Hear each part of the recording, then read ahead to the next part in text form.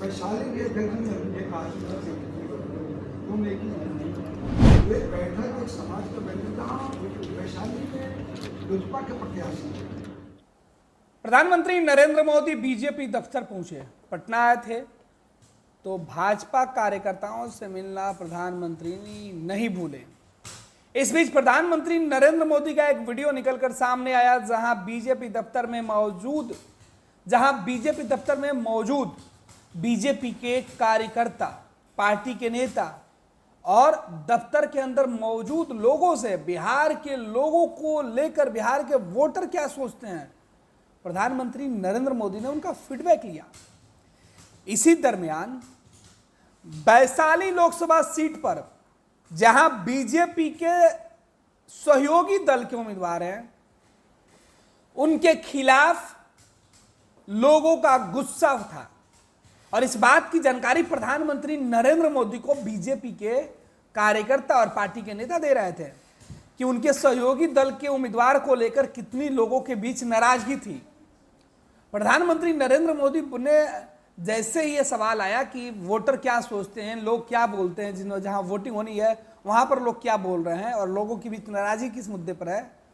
तो जब बीजेपी के एक व्यक्ति ने यह बातें बताना शुरू की तो प्रधानमंत्री ने कहा हाँ बिल्कुल बताइए, और बड़े ही गंभीरता से पीएम मोदी वो बातें सुनने लगे। फिर उस शख्स ने बताया कि किस तरीके से बिहार के हर गांव, हर मतदान केंद्र, हर लोकसभा सीट पर जो बातचीत है, जो लोगों का गुस्सा, नाराजगी, साथ ही साथ भाजपा और प्रधानमंत्री नरेंद्र मोदी को लेकर लोग क्या सोचते हैं, वो एक एक बातें उन्होंने बताई। उन्होंने बताया कि किस तरीके से अगर किसी उम्मीदवार के प्रति लोगों का गुस्सा है तो उस उम्मीदवार की नाराजगी 80% लोग बताते हैं, लेकिन प्रधानमंत्री नरेंद्र मोदी के नाम पर अंत में एनडीए के सभी उम्मीदवारों के पक्ष में खड़ा होने की बात करते हैं और केवल प्रधानमंत्री नरेंद्र मोदी के लिए। और वैशाली की इस घटना की चर्चा करते हुए बीजेपी के कद्दावर नेताओं ने जब ये बातें बताई कि किस तरीके से वैशाली में जो एनडीए की जो उम्मीदवार है, चिराग पासवान की पार्टी के जो उम्मीदवार हैं, उनके खिलाफ लोगों का गुस्सा था, लोग शिकायत कर रहे थे बीजेपी नेताओं की बैठक में, लेकिन एक गरीब और बूढ़ी महिला अंत में आई और उन्होंने कहा कि ठीक है, हम नरेंद्र मोदी को वोट देंगे। उसके बाद जो नाराज 80% लोग थे, जो नाराजगी 80% लोगों के मन में था, वो लोग इस बात पर सहमत हो गए कि ठीक है, प्रधानमंत्री नरेंद्र मोदी के साथ हम जा सकते हैं। और ये बातें जब प्रधानमंत्री नरेंद्र मोदी सुन रहे थे तो वो मुस्कुरा रहे थे। आपको बता दें कि प्रधानमंत्री नरेंद्र मोदी भाजपा दफ्तर में पहुंचकर बीजेपी कार्यकर्ताओं से, बीजेपी दफ्तर में काम करने वाले जो लोग हैं उनसे उन्होंने मुलाकात की है, उनसे फीडबैक लिया है। राज्यों में चुनाव के अंदर जो हालात बने हुए हैं, जो नाराजगी बीजेपी के खिलाफ लोगों की दिख रही थी, जो एनडीए के खिलाफ लोगों की नाराजगी थी, पीएम मोदी ने उन सभी चीजों की बारीकी से अवलोकन किया है। प्रधानमंत्री नरेंद्र मोदी ने खुद अपने सोशल मीडिया पर बीजेपी दफ्तर की कई सारी तस्वीरें डाली है उन्होंने, और लिखा है कि पटना में मुझे अवसर मिला भाजपा दफ्तर जाने की और उस दफ्तर में जाकर वहां के कर्मठ कार्यकर्ताओं से मिलने की। और इसमें सबसे दिलचस्प बात है, प्रधानमंत्री नरेंद्र मोदी ने बीजेपी दफ्तर में काम करने वाले एक कार्यकर्ता की फोटो अपने सोशल मीडिया अकाउंट पर डाली है। यह क्षण उस कार्यकर्ता के लिए सोचिए किस तरीके से भावुक करने वाला था। पीएम मोदी जब किसी दफ्तर में काम करने वाले सबसे निचले पायदान के लोगों से जब मिलते होंगे तो किस तरीके से उनको अनुभूति होती होगी। और इसी तरीके की तस्वीरें पटना में दिखाई पड़ी। ये तस्वीरें आप खुद देखिए, जहां पीएम मोदी किस तरीके से तमाम लोगों से बातचीत कर रहे हैं, और इस बीच पीएम मोदी जब एक बीजेपी कार्यकर्ता से मिलने पहुंचे, उनको देखकर इस बीजेपी पार्टी के अंदर, ये दफ्तर के अंदर काम करते हैं, ये भावुक हो गए जब प्रधानमंत्री नरेंद्र मोदी इनसे बातें कर रहे थे तो, और पीएम मोदी को अपने इतने करीब देखकर अपने आप इनको ये भावुक हुए कि पीएम मोदी उन जैसे एक मामूली से कार्यकर्ता से बात कर रहे हैं, तो वो भावुक हो गए, उनके आंखों से आंसुओं की धारा निकल पड़ी थी।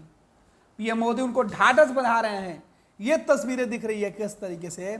कि वो प्रधानमंत्री नरेंद्र मोदी खुद उस बीजेपी कार्यकर्ता के पास पहुंचे, उनके हाथ को पकड़ लिया है, उनको ढाढ़स बंधा रहे हैं। तो ये प्रधानमंत्री नरेंद्र मोदी बीजेपी दफ्तर पहुंचे। बीजेपी दफ्तर के अंदर मौजूद भाजपा के कार्यकर्ताओं को उन्होंने जिस तरीके से महामंत्र दिया, गुरु मंत्र दिया, क्योंकि अब 5 चरणों का चुनाव संपन्न हो चुका है बिहार में, 2 चरणों का जो वोटिंग है वो बाकी है, और आने वाले चरणों में राजधानी पटना, बिहार की राजधानी पटना की जो लोकसभा की सीटें वहां वोटिंग होनी है। और ऐसे में प्रधानमंत्री नरेंद्र मोदी का बिहार दौरा, बिहार में आकर प्रधानमंत्री नरेंद्र मोदी पटना में रुके। फिर दरअसल प्रधानमंत्री नरेंद्र मोदी बीजेपी के वरिष्ठ नेता रहे, पूर्व उप मुख्यमंत्री, राज्यसभा के सांसद सुशील कुमार मोदी के निधन के बाद उनके घर पहुंचे थे। वहां जाकर सुशील कुमार मोदी की तस्वीर पर प्रधानमंत्री नरेंद्र मोदी ने अपनी श्रद्धा सुमन अर्पित की, परिवार के लोगों से बातचीत की, उनके प्रति जो संवेदना थी वो प्रकट की। जो परिवार सुशील कुमार मोदी को खोने के गम में थे, उनका हौसला बढ़ाया। उसके बाद भाजपा दफ्तर पहुंचे प्रधानमंत्री नरेंद्र मोदी, और इस तरीके से जो वीडियो हम आपको दिखा रहे थे, उस वीडियो में पूरा बयान आपने सुना होगा कि किस तरीके की बातचीत हुई होगी। उसके बाद प्रधानमंत्री नरेंद्र मोदी बीजेपी दफ्तर में आम कार्यकर्ताओं से मिलते हुए दिखे, और ये तस्वीरें निकलकर सामने आई जो बता रही है कि किस तरीके से पीएम मोदी अपने दफ्तर में पहुंच के अपने लोगों से मिलते हैं। हालांकि प्रधानमंत्री नरेंद्र मोदी जब बीजेपी दफ्तर पहुंचे तो पार्टी के तमाम बड़े नेता, पार्टी के प्रदेश अध्यक्ष, के अलावा जो पार्टी में महत्वपूर्ण पदों पर जो जिम्मेवारी है जिनकी, सदन के नेता और उपनेता, सभी लोगों ने प्रधानमंत्री के साथ बातचीत की। हालांकि सुरक्षा के दृष्टिकोण से वैसे ही लोगों को अंदर जाने की इजाज़त दी गई थी जो दफ्तर से जुड़े हुए थे, भीड़ ज़्यादा हो जाती। हालांकि प्रधानमंत्री नरेंद्र मोदी अपने कम समय में ही बीजेपी दफ्तर पहुंचे और पार्टी नेताओं को सीख दी। चुनाव में वोटरों के पास जो रुझान है, जो मिजाज वोटरों का निकल के आ रहा है, उसका फीडबैक भी लिया। पीएम मोदी सीधे तौर पर एक एक बिंदुओं पर चर्चा कर रहे थे। जब मैं वहाँ लगा, वैशाली के अध्यक्ष ने मुझे कहा कि तुम एक ही वो एक बैठक एक समाज का बैठक, जहाँ वैशाली में लोजपा के प्रत्याशी, वहाँ एक समाज की बैठक हुई, उस समाज के ही मैं था, वहाँ जाके बैठक में लिया। बैठक जब लेने गए, हमको कहा गया कि आप जाएंगे तो आपके साथ शब्द होगा। लेकिन मैं जब गया तो कई लोग कई तरह की आधे घंटे सुनाते रहे हमें, सुनते सुनते सुनते कई लोग उसी पक्ष में थे, वो सुनाते रहे। लेकिन उसमें से एक गरीब महिला निकली और वो भी बैठक में थी और उठी कि हम तो मोदी जी को ही वोट देंगे, किसी भी सूरत में देंगे। और देखते देखते मुझे ऐसा लगा कि 80% लोगों ने कहा हम मोदी जी, ये मुझे ऐसा, और वहाँ से ये हमको संदेश लगा। उसी दिन मैं समझ गया कि बिहार में लगता है कि 40 का लक्ष्य प्राप्त होगा और 400